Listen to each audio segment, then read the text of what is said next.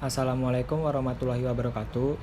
Di sini kami ingin mempresentasikan tentang wawancara komunitas milenial peduli sesama Cibitung yang beranggota, yang pertama ada Randi Gunawan, yang kedua ada saya sendiri Iko Dwi Yulianto, yang ketiga ada M. Rizky Fadila, yang keempat ada M. Fauji Akbar.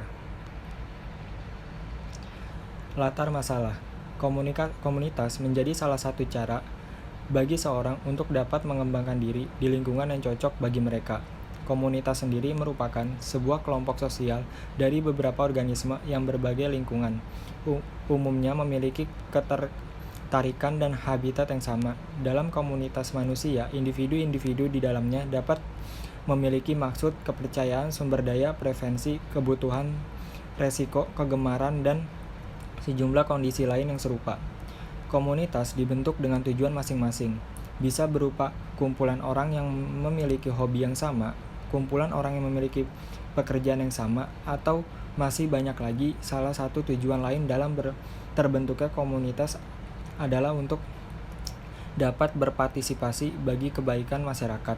Seperti salah satu komunikasi yang baru-baru ini terbentuk di Cibitung, yaitu komunitas milenial peduli sesama.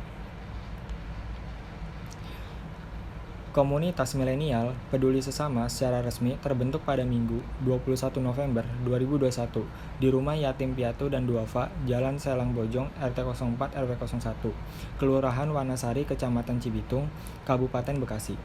Tujuan inti dibentuknya komunitas ini adalah untuk dapat saling membantu dan berbagi.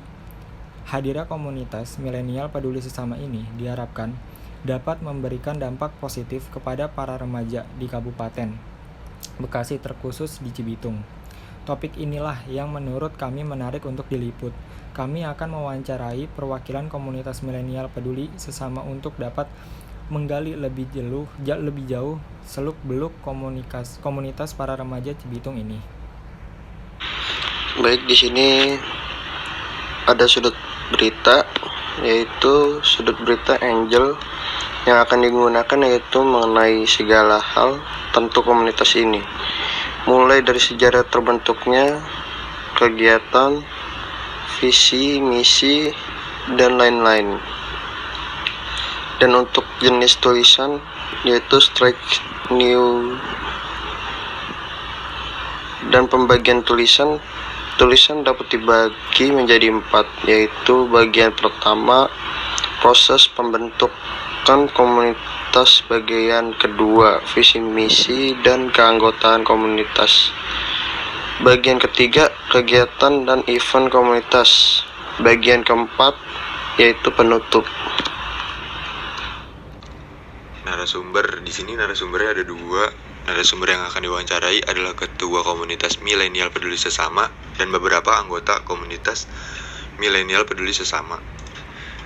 Wartawan yang meliputi wawancara ini adalah kami, mahasiswa jurusan Ilmu Komunikasi Unisma, khususnya kelompok 5. Daftar pertanyaan di sini untuk narasumber Ketua Komunitas Milenial Peduli Sesama. Yang pertama ini, bagaimana komunitas milenial peduli sesama ini dapat terbentuk? Siapa saja pelopornya? Yang kedua, kenapa bisa kepikiran untuk membuat komunitas milenial peduli sesama ini? Yang ketiga, saat pertama terbentuk, ada berapa anggota komunitas ini? Bagaimana dengan sekarang? Yang keempat, tujuan dibentuknya komunitas milenial peduli sesama ini. Yang kelima, selama terbentuknya komunitas milenial peduli sesama ini, apa saja kegiatan yang sudah terselenggara. Yang keenam, bagaimana berasal dari mana anggaran yang digunakan di komunitas milenial peduli sesama ini. Yang ketujuh, bagaimana pandangan Anda mengenai komunitas milenial peduli sesama ke depannya. Yang kedelapan, apa harapan Anda sebagai ketua komunitas milenial peduli sesama? Adapun untuk daftar pertanyaannya, narasumber anggota komunitas milenial peduli sesama. Yang pertama, sudah berapa lama Anda bergabung di komunitas milenial peduli sesama ini? Yang kedua, dari mana Anda tahu kalau ada yang namanya komunitas milenial peduli sesama, sehingga akhirnya Anda memutuskan untuk bergabung? Yang ketiga, kenapa bisa kepikiran untuk masuk ke komunitas milenial peduli sesama ini? Yang keempat, apa yang membuat Anda tertarik untuk bergabung di komunitas milenial peduli sesama?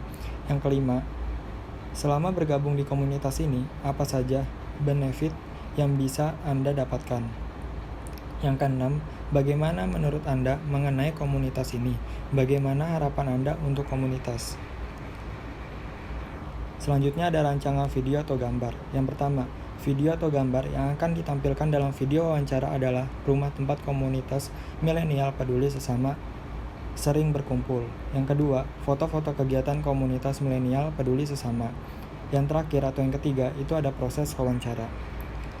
Nah, mungkin itu dia presentasi dari kelompok kami. Kurang lebihnya mohon maaf. Wabillahi taufiq wal hidayah. Wassalamualaikum warahmatullahi wabarakatuh.